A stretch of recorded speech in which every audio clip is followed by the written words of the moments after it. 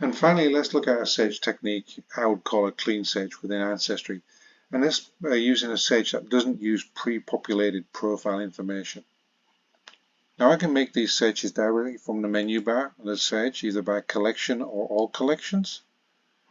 Or I can search directly from somebody's profile or tree. So let me click on search here for Ernest Hemingway. And as we've seen this screen before with the search criteria on the top left, if I click on these three dots, it says more options, new search. This opens up a search screen that is completely detached from the profile. As you can see, there's no profile information on that whatsoever. Although I can preload it, it will give me some options. But the reason I would use this is because I'm really looking for information outside maybe the profile criteria that I can see, or I'm looking at people like friends, associates, and neighbors, where I want to control the information I'm using in a much more diligent way. So let's just try some random searches. Let me look up Ronald McDonald. We've all heard that name before. And let me give a birth year to stop a whole host of records coming up, and do a quick search on Ronald McDonald.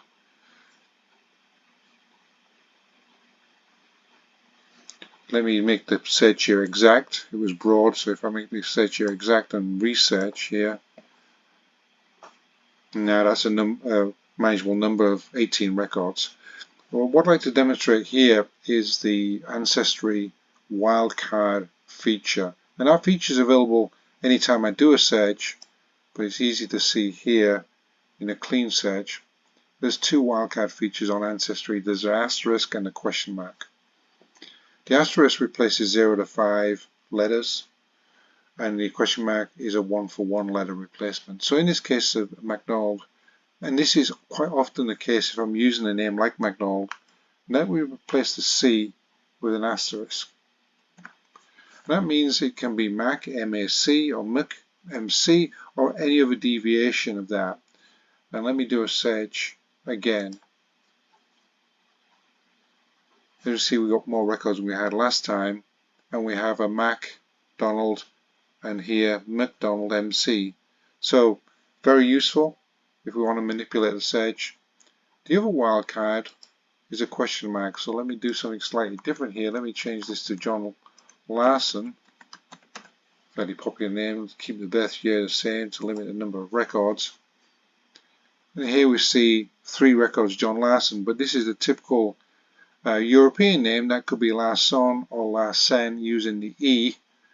So very typical. As part of my search, I would replace the letter O with a question mark. That will get me S-O-N, S-E-N, S-A-N, and any deviation of anything that has a letter between the S and the N. And let me research that. Last time we had 3 records.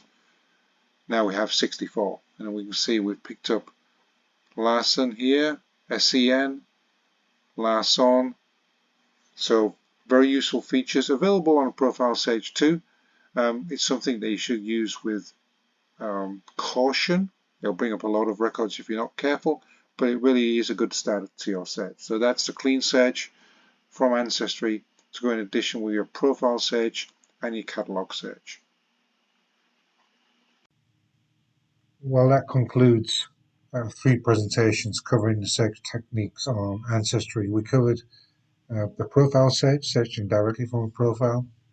We covered catalog search, which is searching via the catalog, and we covered clean search, which is searching without using any of the profile information and looking at the wildcards we could use.